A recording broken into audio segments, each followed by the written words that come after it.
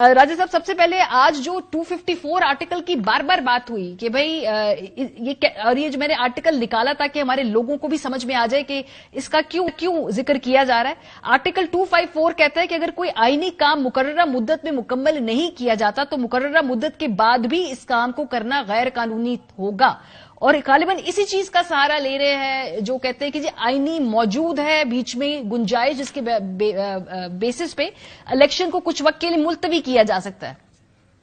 नहीं, बिल्कुल नहीं, ऐसा नहीं है।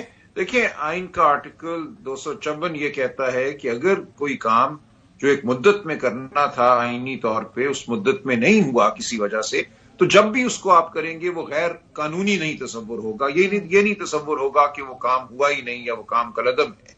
लिहाजा आपने आइन में दी गई मुद्दत की पासदारी करनी है। आप आज बैठ के ये इरादा या फैसला नहीं कर सकते कि मैं आइन की खिलाफ वर्जी करूंगा और उसके बाद आइन के आर्टिकल 254 का सहारा लूंगा। वो कोई नागहानी सूरत पैदा हो जाए, कोई मौत हो जाए, कोई जलजिला, कोई आग, जंग, ये इस किस्म की सूरत हाल है जो नागहानी तौर पे अचानक दरपेश हो और आप एक मुद्दत जो है उसमें वो काम ना कर सकें, तो फिर आइन ये कहता है कि उसके बाद जितना जल्दी हो सके वो काम कर डालो। ऐसा नहीं है कि बाद में करोगे तो वो काम गैर कानूनी तस्वुर होगा, लेकिन ये पहले से आपको इजाजत नहीं देता आइन को तोड़ने की। तो एक तो ये बात बिल्कुल वाज़ेह होनी चाहिए, अगर कोई ऐसी ताबीर कर रहा है तो वो बिल्कुल गलत है। आइनी जो मुद्दत है वो एक आइन की तय करदा मुतय्यन मुद्दत है, उसमें जो काम होना है वो जरूरी है। और देखिए, केयर टेकर हुकूमत जो है वो आइन का जो उमूमी निजाम है उससे इनहराफ है, यानी कि ये अवाम की मुंतखब करदा हुकूमत नहीं है। हमारे आइन की बुनियाद ही इस चीज पे है कि हुक्मरानी मुंतखब हुकूमत करेगी। ये कलील महदूद मुद्दत के लिए ज्यादा से ज्यादा 90 दिन के लिए एक हुकूमत आती है, केयर टेकर हुकूमत, जिसका काम सिर्फ और सिर्फ इलेक्शन कराना होता है। वो बजट भी पास नहीं कर सकती। उससे आगे अगर वो जाती है तो वो एक आईनी इनहराफ है, और वो आईनी इनहराफ कम से कम होना चाहिए। उसके लिए आप 5-6 महीने की मुद्दत आज तय नहीं कर सकते। लेकिन जो रीजन दिया गया सलमान साहब, ऑब्वियसली इलेक्शन कमीशन ने सारा मामला डाला विफाकी हुकूमत के ऊपर है। It is a very carefully worded statement जो उनकी बाहर आई है कि हमें फलाने इदारे ने ये कहा, फलाने इदारे ने कहा, इसकी रोशनी में हम तारीख आगे करते हैं इलेक्शन की और 8 अक्टूबर तक कर देते हैं। सो जब अदालत के अंदर जाएंगे तो सर ये तो विफाकी हुकूमत को जवाब देना होगा, ये इलेक्शन कमीशन को इसमें देखिए, इलेक्शन कमीशन के बहुत वसी इख्तियारात हैं। आइन के आर्टिकल 220 के तहत वो हुक्म जारी कर सकता है किसी भी इदारे को कि मुझे अमला फराहम करो, हमें रकम फराहम करो। लिहाजा ये कहना उनका कि हमें रकम नहीं दी जा रही, हमें अमला नहीं दिया जा रहा, ये बिल्कुल बेमानी बातें हैं। जहां तक टेररिज्म का ताल्लुक है तो इलेक्शन कमीशन बताए क्या पिछले 3-4 साल के आदाद उसने रखे हैं सामने, आज क्या पिछले साल या उससे पिछले साल या 5 साल पहले से ज्यादा है, कम है। लेकिन हो भी अगर इक्का दुक्का वाकयात या चंद दर्जन वाकयात मुल्क में हो भी रहे हैं तो उसका यह मतलब नहीं है कि आप पूरे 2 सूबों में इलेक्शन नहीं कराएंगे। आप कुछ पोलिंग स्टेशंस को हसास करार दे सकते हैं, वहां इलेक्शन ना कराएं, लेकिन कोई ये जवाज नहीं है मुकम्मल तौर पे इलेक्शन ना कराने का। और इलेक्शन कमीशन का रवैया हमारे सामने शुरू दिन से है। शुरू दिन से उनकी कोशिश यही थी कि लेतोलाल से काम लिया जाए। मामला जब हाई कोर्टों में भी चल रहा था तो उनका मौकफ यही था, और ये नजर यही आता है कि एक तयशुदा ये एक हिकमत अमली थी। ये किसकी हिकमत अमली थी वो आप और मैं मफरूजा कायम कर सकते हैं। उस हिकमत अमली को अमली जामा पहनाने के लिए अब हुकूमत भी, इलेक्शन कमीशन भी, तमाम लोग मोहरों की तरह जुटे हुए हैं। सलमान साहब, एक और जो चीज हमने देखी कि वो जो फैसला था जस्टिस मंसूर अली शाह साहब का और जस्टिस जमाल मंदोखेल साहब का, जो भी मंजरे आम पे आता है, ऑब्वियसली उनका जो इसके ऊपर ओपिनियन था वो पहले से हमें मालूम था, इसमें कोई सरप्राइजेस नहीं है।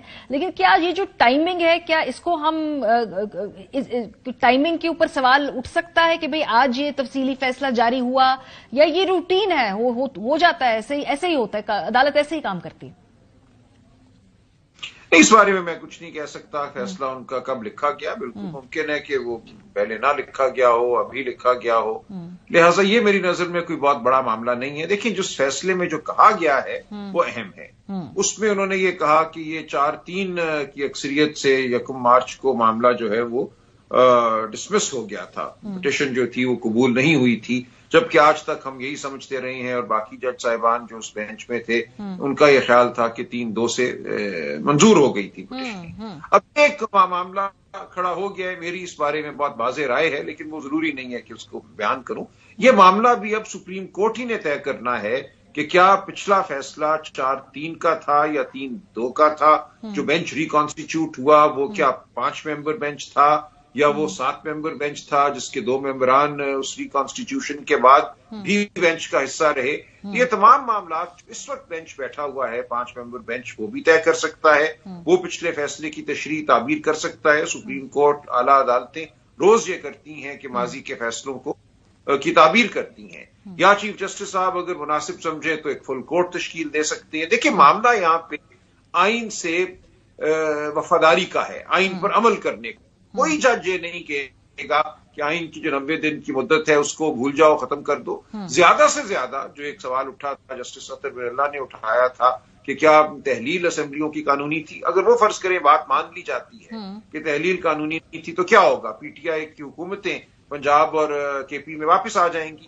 2 ہی راستے ہیں، یا ان حکومتوں کو بحال کیا جائے یا جلدی سے جلدی 90 دن کی جو مدت ہے اس کے قریب ترین جو بھی دن بنتا ہے الیکشن کرائے جائے۔ اس کے علاوہ حکومتیں بحال کیسے ہوں گی سلمان صاحب؟ بیکاز آبویسلی جو آئین کے آرٹیکل کے تحت وزیر اعلیٰ کے پاس پاور ہے وہ تحلیل کرنے کی، اور وہ جی میں بالکل یہ مانتا ہوں کہ اسمبلیوں کی تحلیل جو ہے وہ درست ہوئی اور اس کو نہیں دیکھا جا سکتا، عدالت کا یہ کام نہیں ہے۔ لیکن میں کہتا ہوں بالفرض ہم یہ مفروضہ قائم کریں یا مان لیں، کیونکہ ایک جج صاحب کا یہ خیال تھا کہ اسمبلیوں کی جو تحلیل ہے اس کو بھی عدالت دیکھ سکتی ہے، تو دیکھ لیں۔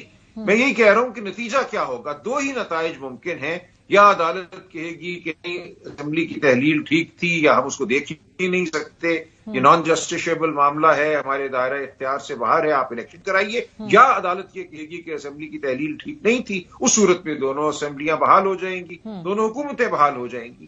تو میری گزارش یہ ہے کہ تیسرا راستہ کوئی نہیں ہے، یہ نہیں ہو سکتا کہ آپ ان اسمبلیوں کی تحلیل کو بھی درست مانیں اور پھر یہ کہیں کہ ہم الیکشن بھی نہیں کرائیں۔ یہ جو بیچ کے راستے کی بات ہوتی ہے یہ بھی آپ نے، کیونکہ ایک تو obviously ایک پولیٹیکل کرائسس بھی ہے، ساتھ ساتھ کانسٹیٹیوشنل کرائسس بھی ہے، ایک بیچ کے راستے کی بات ہوتی ہے، جی الیکشنز کو تھوڑا آگے لے جائیں، پچھلے جو وفاقی حکومت کے الیکشن کو تھوڑا پیچھے لے جائیں، کوئی جون جولائی کے اوپر کنسنسس ہو جائے۔